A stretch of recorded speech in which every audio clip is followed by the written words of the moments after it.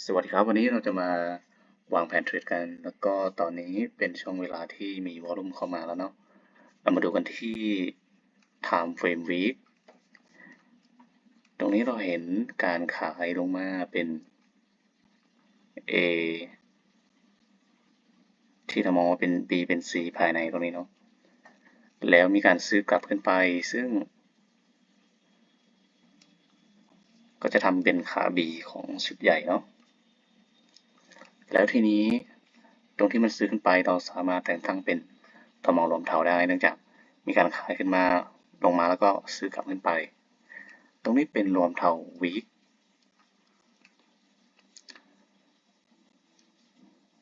ให้เราโฟกัสตรงที่แท่งนี้เลยแล้ววันจันทร์เปิด week มาก็คือมีการเทขายลงมาเนาะเราไม่เห็นนักลงทุนด้านซ้ายมือแล้วก็จะดรอปลงไปที่ time frame day time frame day เราจะเห็นชุดที่ขายลงมาก็จะมีขายลงมาครั้งแรกครั้งที่สองตรงนี้นักลงทุนที่เป็นเจ้าของสวิงก็คือกลุ่มนี้เลยมีหนึ่ง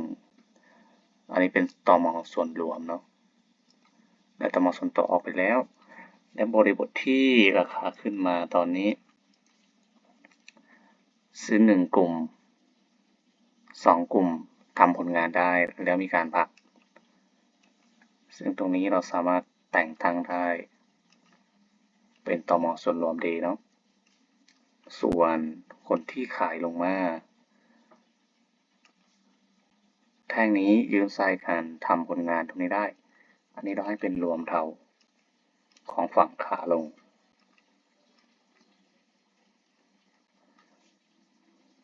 แล้วแท่งเมื่อวานก็คือแท่งนี้ที่เป็นปิดอินไซต์แท่งก่อนหน้าเป็นแค่ตัวเนาะยังไม่มีผลงานที่จะอัปเดตแล้วก็ชุดที่ลงมาเราสามารถแต่งตั้งก็คือในยืมไส้กันลงมาทั้งหมดเป็น A คือซื้อขึ้นไปใช้เนื้อลงมาเราให้เป็น B เพื่อลงมา C แบบนี้เนาะอันนี้คือการที่เรามองชุดการพักตัวซึ่งเราเห็นนักลงทุนหลักเนี่ยอยู่ด้านซ้ายมือฝั่งขวาเป็นนักลงทุนขาลองดังนั้นขาลองจะต้องเล็กกว่าขาหลักเสมอแล้วตรงนี้เรามีโซนที่เป็นโซนของ Day เนาะถ้าหลุดตรงนี้มาเราก็จะมีโซนล่างตรงนี้เป็นโซนที่เป็นต้นทุนของ Day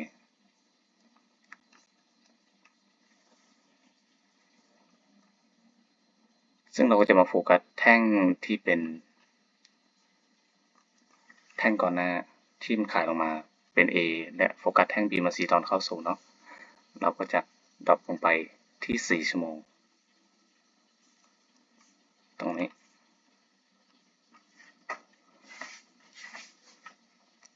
ใน4ชั่วโมงบ่งบอกอะไรเราตอนนี้เลยที่เราเห็นก็คือคนที่สามารถทะลุกรอบตรงนี้มาได้ปิดเนื้อคอนเฟิร์มได้ก็คือมีตรงนี้เนาะเป็นตมรวมเท่า4ชั่วโมงซึ่งก่อนหน้านั้นก็เป็นนักลงทุนที่มีผลงานภายในเนาะก็จะเป็นตมส่วนรวมและตรงนี้ยังไม่มีคนมาคอนเฟิร์มก็เป็นส่วนตัวเป็นลักษณะนี้เราจะเห็นว่านักลงทุนของ4ชั่วโมงมี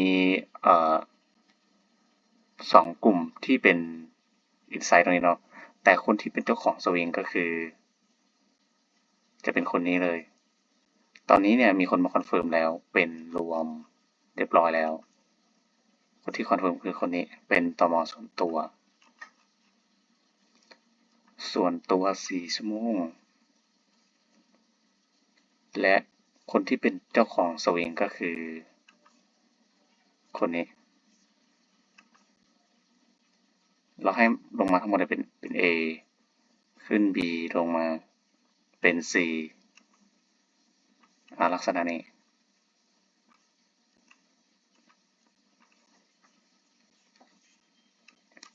แล้วตรงนี้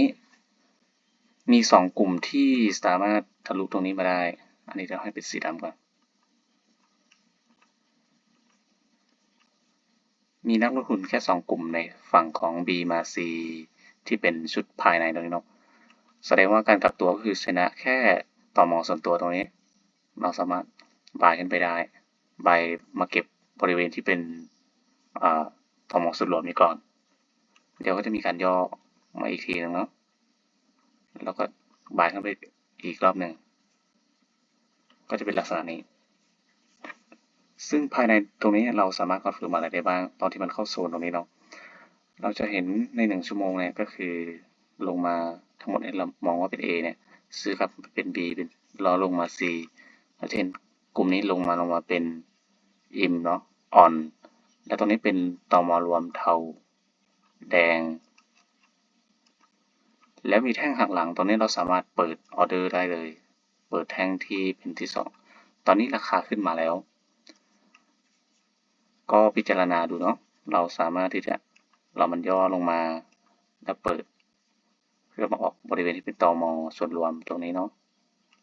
อันนี้ก็พิจารณาดูหรืออีกแบบหนึ่งก็คือมันมีแท่ง1แท่งที่2ถ้าปิดแบบนี้ได้เนาะถ้ามี2แท่งเราก็จะได้โซนนี้ตอนที่ราคาย่อลงมาแล้วก็บายกันไปได้หรือถ้ามี3แท่งก็ยิ่งดีก็จะเป็นกระแสเนาะถ้าเป็น3แท่งตรงนี้ขึ้นมาอีกนิดนึงรวมเป็น3แท่งแล้วก็รอมันย่อ A B C อยู่ดีเนาะแล้วก็จะหาจุดหมุนในการบายขึ้นไปยังไงก็มองหน้าบายตอนนี้วอลลุ่มนักลงทุนฝั่งบายเริ่มเข้าแล้วเนาะก็จะประมาณนี้เรื่องของแผนที่เข้าเทรดถ้าใครพลาดตรงนี้ก็รอให้แท่งนี้จบแล้วรอย่อเพื่อบายหรือถ้ามันขึ้นมาเป็น3แท่งเป็นกระแสมาเลยก็รอย่อ A B C อยู่ดีครับผมอันนี้คือ1ชั่วโมงทีนี้4ชั่วโมงก็จะเป็นจุดที่ตรงนี้เลย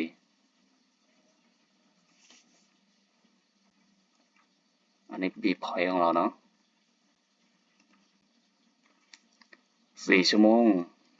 ก็ตอนนี้เสียบส่วนตัวแล้วขอแค่ปิดตรงนี้ได้ก็รอย่อบายเนาะ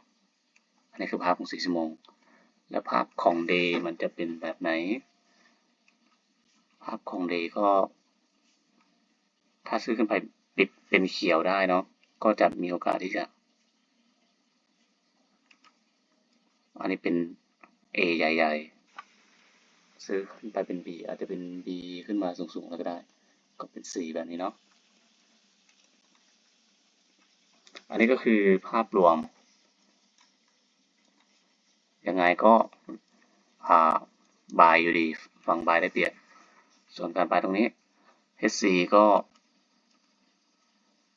ถ้าใครรอที่ H4 ก็รอปิดตรงนี้เลยยาวบายถ้าใครมาที่1ชั่วโมงถ้าใครที่เข้ามาแล้วก็มีของแล้วเนาะถ้าใครยังไม่มีก็รอแท่งนี้ย่อมาก่อนแล้วค่อยเปิดก็ได้สำหรับแผนวันนี้ก็มีประมาณนี้ครับ